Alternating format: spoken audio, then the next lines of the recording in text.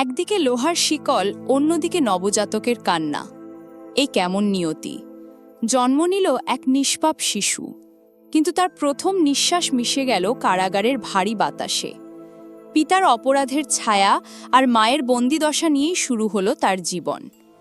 কুমিল্লার এক হাসপাতালে জন্ম নিল ফুটফুটে এক শিশু, কিন্তু তার জন্মের আনন্দে কোনো উৎসব হলো না, কোনো আত্মীয় স্বজনের মুখে ফুটল না হাসি। তার জন্ম পরিচয়ের সাথে যে জড়িয়ে গেছে এক ভয়ঙ্কর হত্যাকাণ্ডের কলঙ্ক। শিশুটির মা স্মৃতি আক্তার একজন হত্যা মামলার আসামি, বাবা হোসেন মিয়া একই মামলায় পুলিশ রিমান্ডে। যে সময়টিতে একটি শিশু বাবা মায়ের উষ্ণ কোলে পৃথিবীর আলো দেখে, সে সময়টিতেই তার মা হাসপাতালের বেডে শুয়ে আছেন জেলখানার অধীনে, আর বাবা রয়েছেন আইনশৃঙ্খলার কঠোর জিজ্ঞাসাবাদের মুখে। ঘটনা শুরু হয় যখন গর্ভবতী স্মৃতি আক্তারকে তার স্বামীসহ কুমিল্লার তিতাসের আলোচিত ট্র্যাক্টর চালক নজরুল ইসলাম ভূঁইয়া হত্যা মামলায় গ্রেপ্তার করা হয়। সে এক নৃশংস হত্যাকাণ্ড।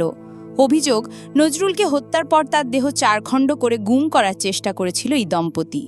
সেই ভয়াবহ অপরাধের বোঝা নিয়েই স্মৃতি কারা প্রকোষ্ঠে দিন গুনছিলেন মাতৃত্বের।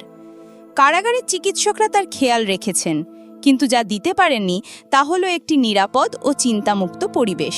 প্রসব বেদনা উঠলে তাকে কুমিল্লা মেডিকেল কলেজ হাসপাতালে নেওয়া হয়। সেখানে সিজারের মাধ্যমে জন্ম নেয় শিশুটি।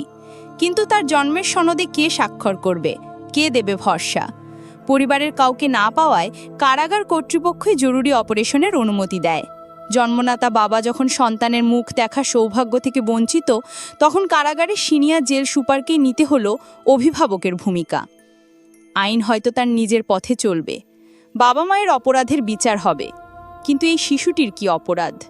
যে পৃথিবীর কিছুই বোঝে না, যার চোখে কেবলই নির্দোষ জিজ্ঞাসা, তাকে কেন জীবনের শুরুতেই কারাগারের দেয়ালের মধ্যে বেড়ে উঠতে হবে?